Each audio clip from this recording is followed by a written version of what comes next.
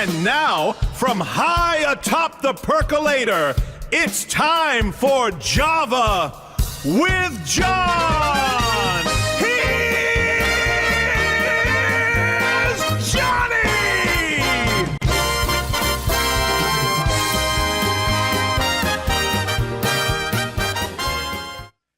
Java with John, and there's Johnny. Yeah. Oh, get that out of the way. Yeah.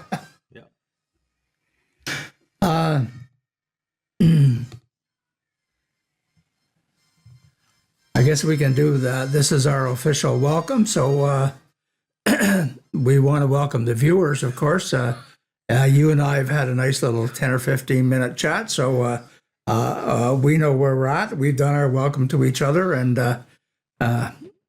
we'll welcome the viewers to today. And I believe today, John, is episode number 14. Hard to believe, eh, that we've done that many. Holy schmoly. Yeah. Holy Yeah. schmoly. Yeah. Smile. No, I mean, that's the topic. I'm not telling you to smile. Yeah, I was told last week that I look cranky. I said to my wife, I was. Well, when we came through the customs yesterday morning, I've never seen a guy with a more of a growl on his face than this guy. And Rob said, geez, why don't you get a job where you might enjoy it? Well, he didn't say it to him, but after we got through. This is on the Canadian side? Yes. Oh, yeah. American side, as you know, we went down to Watkins Glen on Friday. Normally, when we go through the U.S. Customs, we used to be about an hour backlog. There was so much traffic. There was one car in front of us on Friday. And the customs officer on the American side said, where are you guys going? Watkins Glen. What for? The race. How long you going to be? We're coming back Monday. He said, have a good time. Yep. It was easy peasy, just like I was used to. I was telling the guys in the bar on Friday night, though, I said, when I was growing up, because, well, like you, I lived in a border town, but much smaller one. And when I would go over to Augsburg, New York, they knew most of our names. The customs guys, there was no such thing as passports or anything in those days. And they would say, hi, Whit, how are you? And then they quite often would say, does your dad know you're over here? So pretty friendly atmosphere. So that's that way that was. My smile. Oh, go ahead. Go ahead. I was going to say, I think how you treat others is how they'll treat you. Oh, such a simple rule, eh? Yeah. A lot of people don't understand that. My smile is we've resurrected our Junior B hockey team here in town. We have our Junior A Brockville Braves, and our Junior B team has been dormant for 3 years, and we have new owners and a new coach and GM for our A team, and they were scrambling to try to find someone to coach the Junior B team. And of course, they didn't know the local guys, and I made several recommendations, but I had one prime target. And I was pleased to learn on Sunday night that they had selected him as the coach. So that's my smile for this week. Good. Glad to hear that. Yeah. Glad to hear that. I figured you would have a lot more to smile about, but an eventful weekend. So. Oh yeah. Oh yeah. But I got all the mud off. Well, no, my shoes are still a little muddy, but it was pretty exciting weekend. We had we said lots of cold beer, some good food, and of course great company, and it was just a good weekend all around. Yep. That's all that matters. Yep. Bottom line, if you're not enjoying it, forget it. Yeah. National Day. I was looking this up, and there's a several. Well, as you know, when you research these things, it could be this, it could be that, or everybody has something different. But one of the big things that I saw, and I have in capital letters, bold, International Nurses Day, to honor the birth anniversary of Florence Nightingale. So that's the primary national day for today. Did you see anything different or something on this day that you wanted to point out? Or Well, actually, I kind of deferred away from National Day today, and I decided to look up some statistics that would be part of your venture this past weekend. So I thought that would be a little change of pace. okay, Like just things like who holds the most wins at Watkins Glen? What team? oh, I'm gonna say oh, Gotta be the team, not the driver. I know. Let's see. When I was at Hendrick Motorsports. Yep. You Oh. looked it up. All right, good guess. Jeez, wow. Oh shoot, I have a picture. I met Mr. Hendricks when I was in Charlotte. Okay. I was doing a garage tour, and we were just going to go into the Hendrick Motorsports building, and there was a helicopter coming, and the guy that the guy I was with, he says, "Oh, don't rush, just a minute." And then he sees the guy get out, and it was Mr. Hendricks got out of the helicopter, and he says, "Go down and speak to him. He'll talk." I went down and talked to the guy for 5 or 10 minutes because they know, unlike that baseball player you're talking about, they know that they've got to appeal to the public. And Yep. he was right there and he talked to me. It was really great. Yeah. Cool.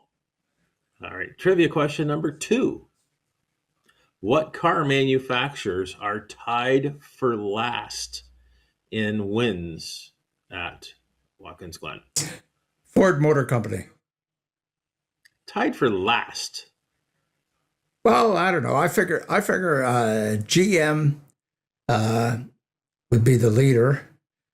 Now I know Roche Motorsports is the Ford guys. I went there. There was I'm talking all time. okay, yeah. Well, it's not Toyota. No. I would say maybe Dodge. Nope. Oh, okay. Mercury Oh, in 1964 won a race, and Buick in 1988 won a race. oh, Jesus. That's the only time Mercury or Buick ever came in the winner's circle. Not, Definitely Chevrolet is number 1. yeah. Yes, those Mercury and Buick, not really the names that you really would predominate in the sports. Today, not necessarily on the winning side, but on sponsorship and track stuff, Toyota's the big name. Yeah. But they're still way behind. The Toyotas only had 4 wins at Watkins Glen. 2008, 2013, 2016, and 2017. Oh, jeez. Chevrolet is basically dominated, as you kind of figured out. Ford is number 2. Who has the most wins? Not as a team, as a driver. Oh. Does he own Legend Motorsports now? No idea. Oh, okay.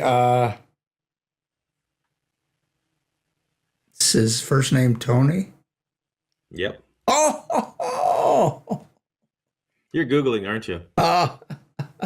Well, I'm really good at guessing. Trust me. I mean, I love going to the races. I love watching the race, but it's not like the other sports. I'm not glued to the screen, and if there's something exciting happens, I read about it. But I'm not the guy there that. There's some guys in our group, and then guys that we meet at the track. I mean, they don't miss a moment. They live and die by what happens there. And it's like that's any not sport, right? yeah. It's like hockey or football or whatever. You've got really rabid fans, and know everything about everything. So Yeah. So that was my, instead of what happened today, what happened in history. Okay. Okay. Well, here's Pet peeve or what grinds your gears? I'm switching things up today for me. Okay. I'm out of season. I'm going to give a pet peeve that's got nothing to do with this time of year. Like I'm 6 months out of sync with this kind of stuff. And today I want to mention, because it sort of came up in a conversation, that there are still companies that will not allow their employees to say Merry Christmas. They make them say Happy Holidays or something like that. Well, I don't know.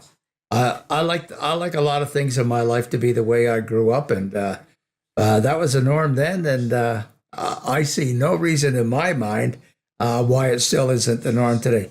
Let them say Merry Christmas. Yeah. Yeah. You want to say Happy Hanukkah? Say Happy. Yep.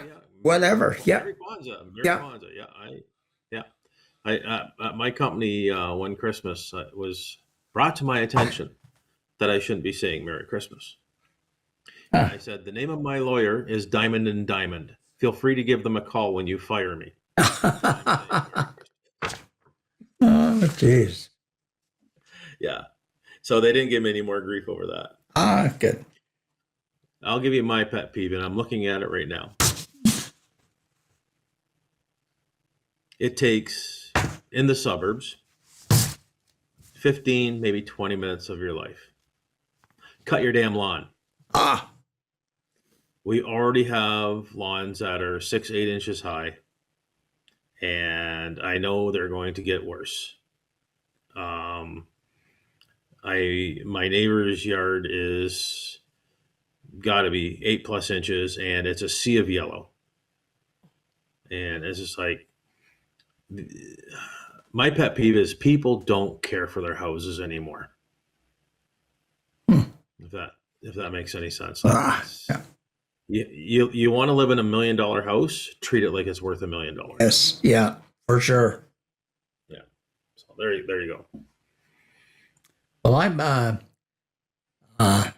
I'm so old and so fat, and that and then capital's lazy, that we have a guy come and cut our lawn, and Tuesday's the day.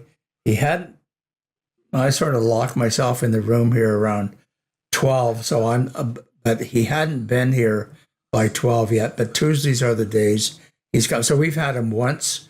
So this is our second day of having this guy come to do our lawn. Yeah. But at least you're still caring for it, right? Oh yeah. Yeah. So. Well, Colleen wouldn't allow it to be otherwise. Yeah. We have one family across the street from us that has every garbage day a full bin plus about 5-6 bags of garbage, and it's all stored in front of their house. And it's an eyesore to look at when you sit outside, and it's like,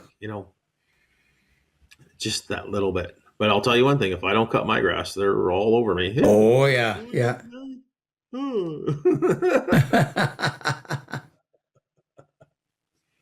So, oh well. So, what's your song of the day, sir? Oh well, please forgive me, but for the second time in a row, I'm cheating. I'm going to go with an album. Well, actually, a CD that is one of my favorites. It's. I don't think you or anybody of your era would appreciate this, but this is by Anne Murray, Canadian singer. Mm-hmm. And she released an album in the early 90s, and it was called Croonin', CROONIN', so contraction of the word crooning. And what it is a collection of songs that just happened to be from the era when I was probably grade 7, 8, 9. Just prior to, what was that guy with the slick black hair and the hips? Oh yeah, Elvis Presley. Just before he arrived on the scene, those were the songs that were popular. in my day. And she put together, and believe it or not, there's 18 songs in that CD, and they were all from that era, probably 1950 to 1956. I jotted down a couple of those names. The memory's not all that great. Old Cape Cod, The Wayward Wind, Secret Love, Fever, When I Fall in Love, and Allegheny Moon. That's just 6 of the songs that are on that compilation, and I really like it. My original was stolen. I left it in the box in the back of our when we had a Jeep. I left 3 or 4 CDs. I kept them in there, and they all got stolen. So my original version of Croonin' by Anne Murray was stolen. But that's my song / CD of the day. How about you? Well, I found Julie found at the farm the other day, 1971 Chatelaine.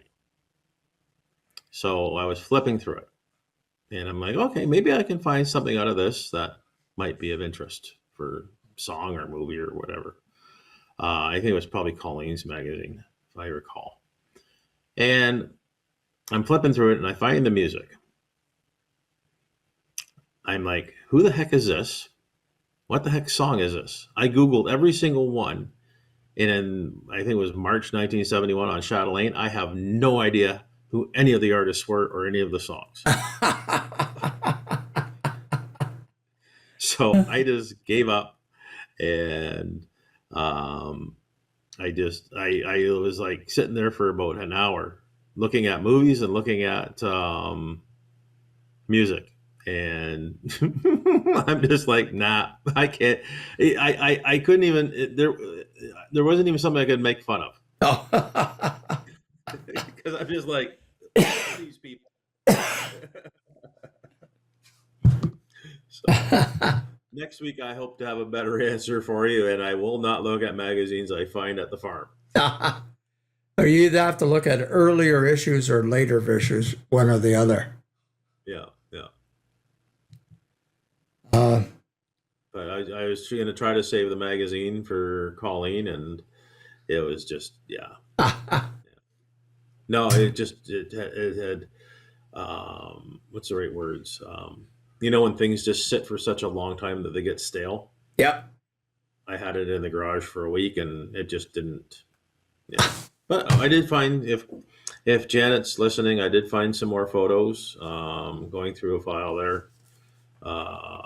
And Colleen, I know, and some little tidbits. But yeah, so I'll bring those next time I go to the farm. I'll bring them there, and everybody can look at them. Okay. Local shout out. I had a big story that I was going to talk about local news. There was a triple femicide here in Brockville last Thursday, just about 3 blocks from our house. But after we discovered who was involved, we're respecting the family wishes because we did know them, knew the boyfriend of one of the girls. So I've switched my local shout out from that to the complete opposite side of the world, and that is the local authorities are issuing a warning about ticks being very, very preponderous this year. There's a lot of them, breeding grounds galore. The which? For ticks. Yeah, for what did you say after that? For what? For Oh, it's just that there's so many of them in our area this year. Yeah. Okay.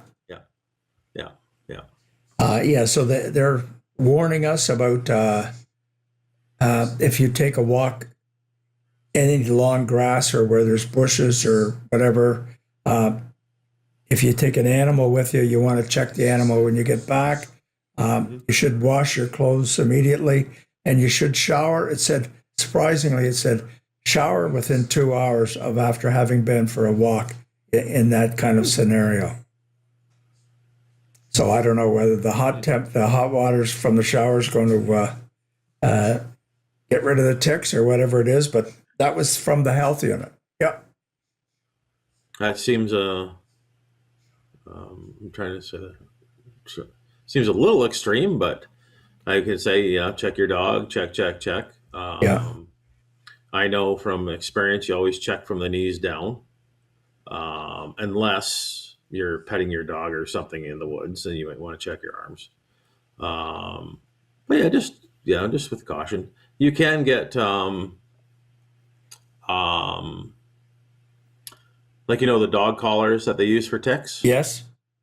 You can get those. It's like a wristband. Oh. For people. Yeah. Ah. Yeah, they've had those for probably 15, 20 years. Oh. Yeah. Yeah. Oh. Okay. Well, that's a warning from our health unit, anyways. Yeah.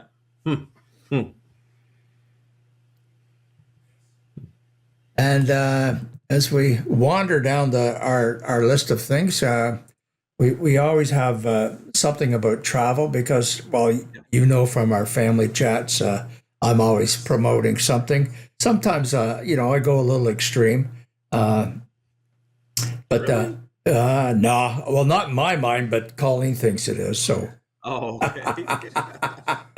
So I guess Colleen's paying for this, and that's why she's going. It's extreme, and you're going, but it's only. yes, yeah. Oh, I'd really like to go there. Yes, yeah.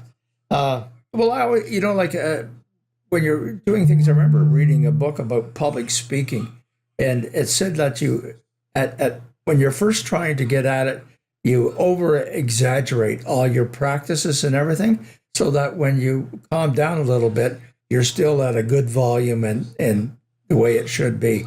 So when I promote all those places that I think we should be traveling to, sometimes I go a bit overboard, and then if they scale back, it's still going to be awful good. That's the way I see it.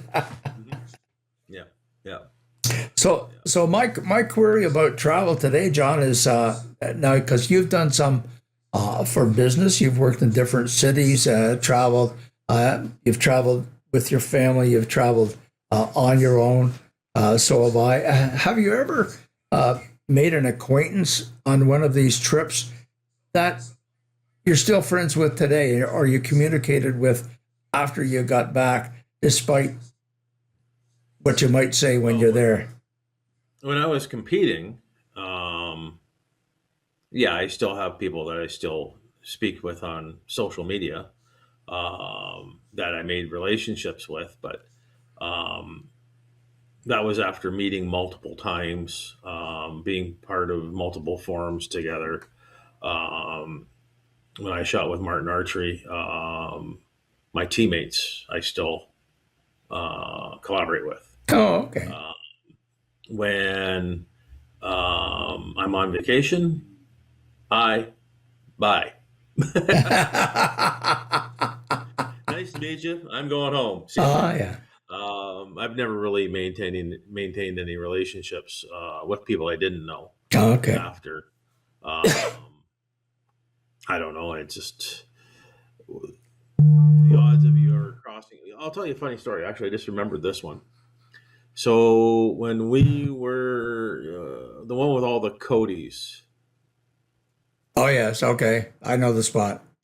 I met a guy there in I think it was like the store or something one day, and we're just like, where are you from? Where are you from? He was from Bradford. Ah. He lives a couple blocks away. Never seen him since. I check him out. Maybe he doesn't cut his Not lawn. in the store, nothing. Oh, So I'm like, cool. Works for me. yeah. Well, that's good. Now, I have to confess that one of the earliest cruises we ever went on, probably our second or third one, and we were on the day we started the cruise. We visited the bar at the swimming pool area, and there was a lady there at the bar getting a drink as well, and we're talking. It turned out her name was Colleen. So that was worth a conversation right there. And then she talked about, well, I'm here with my husband and two other friends from Kitchener, I think it was. Yes. And that was neat. And then we ran into her again that night. I don't know if it was at supper or at another bar, because when you're on a cruise, it's you're either eating or drinking or laying in the sun. I don't lay in the sun. So we met another couple, and we have gone on several cruises with those four people.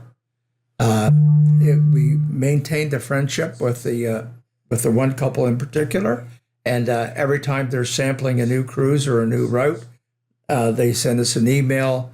At Christmas, we get information from them and those kinds of things. So that's the one and only out of, I think we've been to Mexico now 6 or 7 times. We've been on 10 cruises, and out of all those experiences, one. Yeah. That is the one family that we've maintained contact with. Well, that's fortunate. Yeah. That's fortunate. Yeah. I'm trying to think of the right words. I take vacations as separation. I want to separate myself from my normal day to day. Yes. So I guess maybe I'm a little hesitant. Yeah. To become pals with folks, but Yeah. yeah. Yeah. Buy me a drink, hold my beer, but don't hold me to anything else. You got it. So. There was one thing else that I wanted to add it as a bonus topic for today, John, and that's something that's near and dear to your heart. And now you've got me on the kick doing this. That's gardening. Mm-hmm. What status are you at? I can tell you about mine. I wanted to take a picture and show it on the show today. Mm-hmm. My 9 tomato plants are coming along famously. I think, because I don't really know the rules or the standards, but I think they're doing okay. And I've got 4 of the 6 strawberries have germinated and popped through the soil. Yeah. So that's where I'm at. And thanks to you. Glad to hear that. Where am I at? Still building. Still. Actually, just this morning finished building a bird feeder, a bird bath. Okay. Found a place to put it, mounted it up, got it ready. I like birds.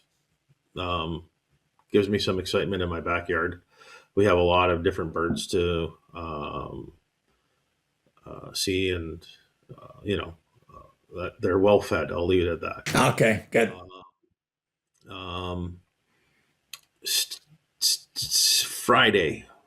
Friday, we're going to start getting double digits at night. So I'll be able to start planting outside then. Everything's going.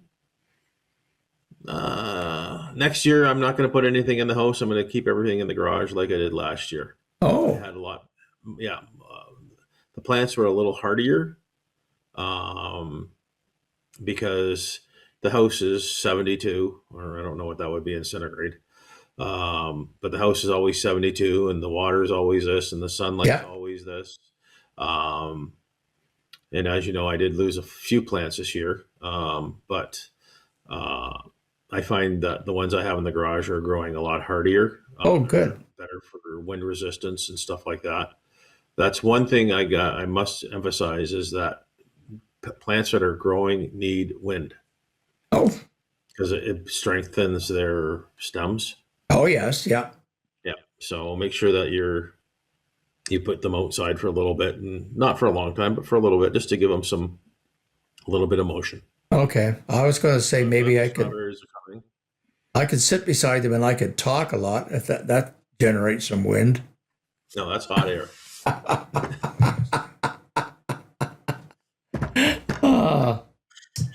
Well, I guess that's the summary of our topics. As I think Colleen made a mention on the weekend, we have to head out to Ottawa. Have to is not the right word. We're going to thoroughly enjoy a 2 or 3 hour visit with Gwen. So that's going to make our day. Yeah. Well, thanks very much, sir. It's been a sir. pleasure. Safe travels. Okay. Thank you. Okay. And now